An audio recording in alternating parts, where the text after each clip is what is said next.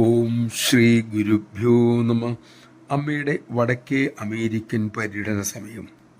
ഒരു ദിവസം അമ്മ താമസിച്ചിരുന്ന വീടിൻ്റെ അടുക്കളയിലേക്ക് അമ്മ നടന്നു. സാധാരണ അങ്ങനെ ഉണ്ടാകാറില്ല.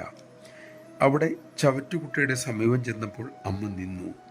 കൂട്ടത്തിലുണ്ടായിരുന്ന മക്കളിൽ ഒരാൾ പറഞ്ഞു, അമ്മേ, അതിലൊന്നുമില്ല, അമ്മ വിഷമിക്കണ്ട. അമ്മ ചോദിച്ചു, അത് നിനക്കെങ്ങനെ അറിയാം? അമ്മ ചവറ്റുകുട്ടയിൽ നിന്നും ഒരു നല്ല റൊട്ടി കഷ്ണം എടുത്തു. അത് ശരിക്കും നോക്കിയിട്ട് അമ്മ വിഷമത്തോടെ തിരക്കി, ആരായിരിക്കാം മക്കളെ ഇത് കളഞ്ഞത്? ഒരു ദിവസം ഇതുപോലും കഴിക്കാൻ കിട്ടാത്തവർ ഈ ലോകത്തുണ്ടെന്ന് എൻ്റെ മക്കൾ ഓർക്കണം. ആഹാരം ഒരിക്കലും കളയരുത്, പ്രത്യേകിച്ച് ആശ്രമത്തിലെ ആഹാരം. അത് പ്രസാദമാണ്.